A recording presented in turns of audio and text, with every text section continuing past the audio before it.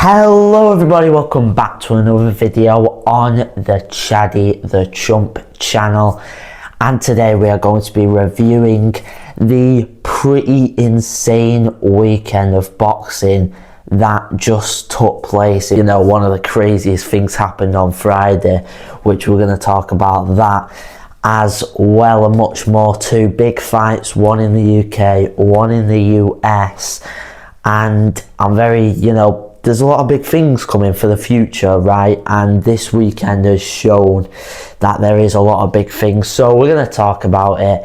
And yeah, let's get right into it. Okay, so we'll talk about Leigh Wood versus Josh Warrington, Eddie Hearn's show. Pretty good big show, right? Motorpoint Arena in Nottingham, which is 10,000. So pretty big arena, and it sold out quite early as well.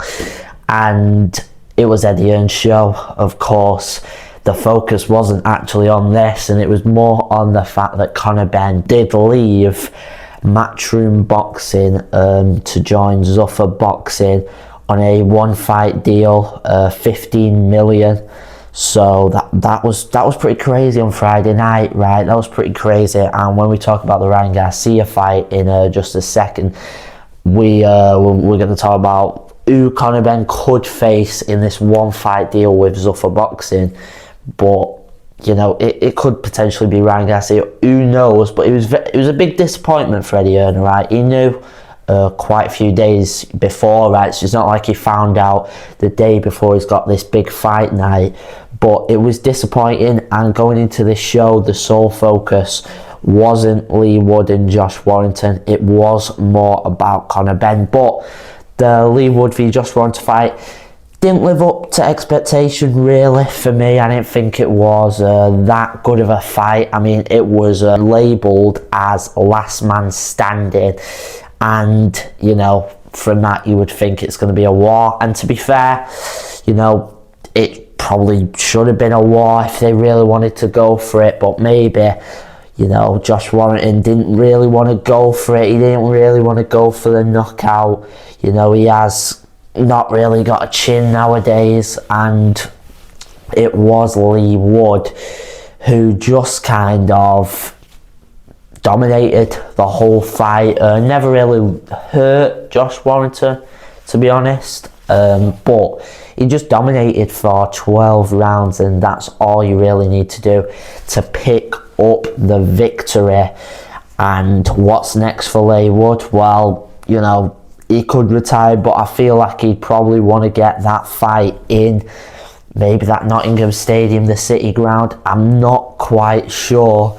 But for Josh Warrington, I think it is time to hang the gloves up, because he's not the fighter he once was, and I think that it's time to step away from it at this point, or at least at a world level. He might want to have one more fight at Leeds, I'm not quite sure, but yeah, he has definitely sort of passed that high level now, and he's had a very good career, and I think it is time to end that career.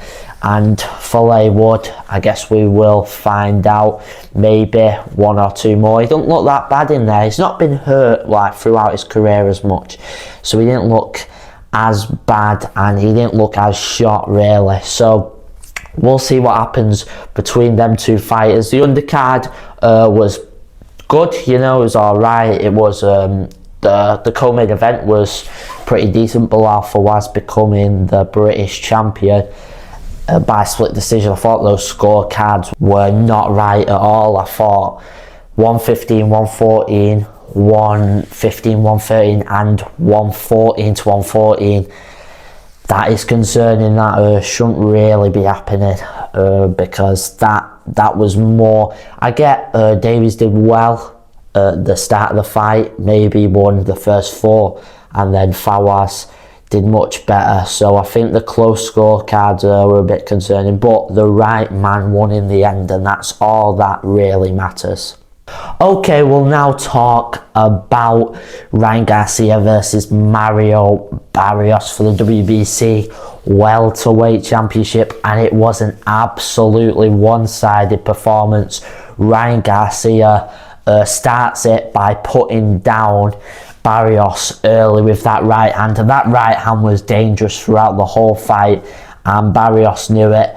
It's such a fast right hand, you can see it coming, but that doesn't even matter really, because at the end of the day it's so fast that what can you do about it? And Garcia landed early, put him down, and then you sort of thinking, yeah, this is probably going to be one-sided unless Garcia, you know, sort of steps off the gas later on in the fight, and he didn't really to step off the gas, you know.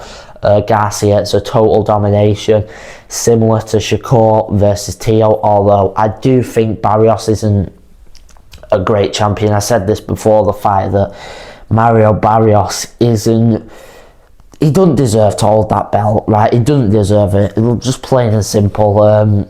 He drew his last 2 fights.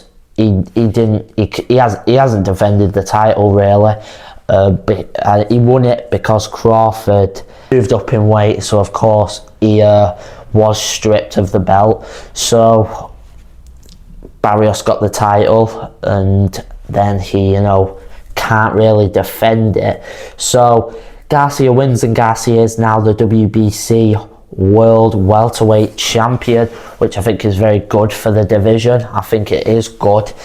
And of course there is the topic of who does Garcia fight next, and I do think, I mean, unless you take a unification fight, unless you take Shakur Stevenson and Shakur moves up in weight, Conor Benn is that option. I do think so. I mean, if you look at it from Conor Benn's standpoint and Zuffa Boxing, Zuffa have signed a one-fight deal with Conor Benn for 15 million. That's not going to be a warm-up fight, is it? So Shakur Stevenson or Ryan Garcia, personally I'd say Garcia, because Garcia is, I would say, a bigger name than Shakur Stevenson, and Garcia, you know, is not going to totally dominate Conor Benn. I mean, look, you could say he does, but Shakur definitely does. Shakur's unbelievable. I think Shakur is, you know, if you talk about that lightweight, welterweight bracket, middleweight, I mean, he's not going to fight middleweight, but if you even talk about that sort of bracket, he's the best fighter right now in any of those divisions that he wants to go to, 135, 140, 147. Whereas Garcia, you know, Garcia's lost to guys like Romero, and, you know, he beat Devin Haney, but that was a no contest at the end. So I do think that Conor Benn versus Ryan Garcia is closer than some would think. I don't think Barrios is a good world champion. I don't think so. So, you know, Conor Benn, Garcia, that's the fight. That is the fight on Zuffa Boxing. I mean, we haven't talked about the fact that Garcia is probably going to go to Zuffa Boxing, right? His deal with Golden Boy's over now, which means that, you know, Zuffa going to snatch him up. Who else is going to get Garcia unless he becomes a free agent? You know, Zuffa, they're going to offer him a lot of money, and you put Conor Benn versus Garcia on, not only is it a big fight in the US or the UK, but, you know, you have both fighters. The winner, you can make big fights, and then, well, the loser, you probably just sort of let go. If the loser is Conor Benn, then you would not sign a further deal with him. But yeah, if Garcia v Conor Benn did take place, where would it be? I mean, I think the UK is definitely an option. Does it sell out Tottenham Hotspur? I mean, I guess so. You know, you could say that the Eubank fight, that it was Eubank selling the tickets, but I don't know. Eubank isn't much of a ticket seller; he's more of a pay-per-view seller, and I think Conor Benn is a big name in the UK, and I think Garcia is that perfect opponent for him in the UK. Now, Conor Benn will be B-side because Garcia is the world champion. However, I think it will be Conor Benn selling the tickets if it is in the UK, because Garcia isn't like, you know, he isn't a big name in the UK, of course, why would he be? And he's not going to sell tickets like Conor Benn is. So we'll have to see, and there is Shakur. I mean, Ryan Garcia called out Shakur, but I mean, Shakur's going to go up to that division, and I think the best fight in that division is Shakur versus Devin Haney. I think those are the two. I think Devin Haney is the best at 147, although, you know, maybe Garcia versus Devin, unification fight. I mean, that's big, but I don't know. Devin Haney's not massive name. He's not a massive name. He's not really pay-per-view. He needs a good opponent for it to be pay-per-view. He co-main evented that ring card, so that was headlined by Benavidez. So, but we'll see, right? We'll see. There is definitely some huge fights coming from this, and in terms of Conor Benn, Zuffa boxing, I mean, that was pretty insane. But the WBC title on the line, I mean, that's a question there, because, you know, Conor Benn said he wants to fight Ryan Garcia for the WBC world title. Is the WBC actually going to be on the line if it's Zuffa? Is Zuffa going to work with the WBC? I think they have to. If they want to put on massive fights, those massive fights are going to be for a world title. So you've just got to accept it. Now, maybe they do Zuffa and WBC. I think that's probably the best way to go, because, you know, the fighters aren't going to care if they get one extra belt as long as they've got the WBC belt. But you can't just not have world title fights if you want to make big fights. So I'm not sure what they're going to do about that. I guess we're going to have to see what Dana White says.